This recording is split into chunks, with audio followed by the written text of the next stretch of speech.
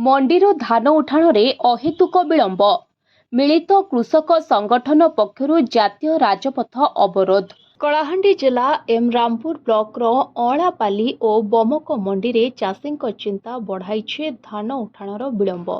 मंडी रे 10,000 रु अधिक क्विंटाल धान पड़ी रही बेले कालबैशाखीर कराल रूप असमय वर्षारे धान भिजी नष्ट होई गजा होई गलानी। मिलर समवाय समिति किंबा जोगाण विभागर कौनसी अधिकारी देखा न मिलिबारु चाषी माने असंतोष प्रकाश करिसंती।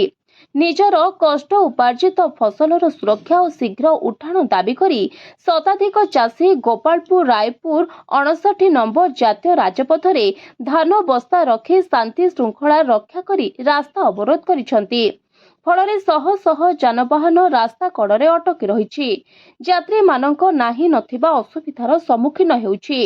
एथिरे रामपुर ब्लॉक कांग्रेस सभापति रुद्र प्रताप सिंह, चाषी नेता तुम्बेश्वर साहू, निगमानंद साहू, मीनकेतन साहू, शत्रुघ्न साहू, झसकेतन साहू, नरेश कुमार साहू प्रमुख शह शह चाषी प्रमुख उपस्थित थिले।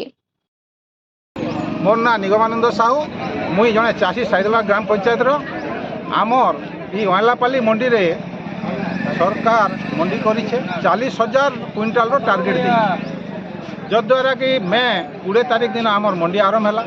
मंडी आरंभ होबार सत्वे सरकार गाड़ी नहीं पठे तारपर आम तहसीलदार मैडम के लिखिक जनालु से आसले आसला परे से कहले आमके प्रतिश्रुति देले जे बमक मंडी रो आ अलापाली मंडी रो धान उठवा। तापर आम जोगी कर रहलु तापर गुटे गुटे गाड़ी पठाले जेन गाड़ी के 200 पैकेट धान एका नहीं जीवा। बारंबार से गुटे गाड़ी पठाला सत्वे धान सब मंडी रे पड़ी रहला वर्षा आसला सब धान भिजिगला। आमर प्राय 5 रु 7,000 क्विंटाल धान भिजिक गजा ही गलाना। जेते आम प्रशासन के जणुचु प्रशासन आमर कथा के नहीं शुणुचे से आम आज रास्ता रोक रे ओह्लैछुँ। जदि प्रशासन आमर कथा के नहीं शुणे 10टा मिल एड करी आमर धान प्रतिदिन 2,000 क्विंटाल जदि नहीं उठे यही रास्ता रोक सबुदिन ने आम बसी रहमु आरु नहीं हो इटा आम प्रशासन के निवेदन करुचु जे आमर धान यथाशीघ्र उठाबा के चेष्टा करूँ।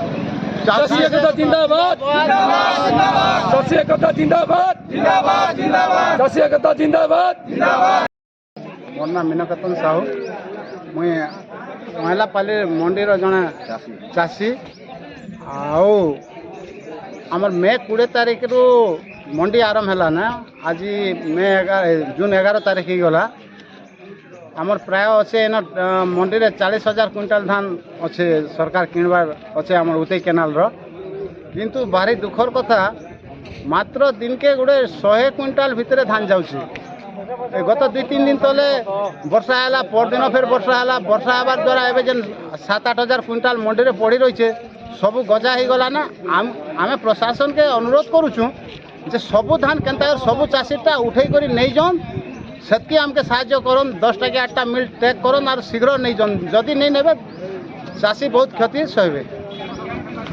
कलाहांडी लंबोदर सेनापति report, voice of Odisha live.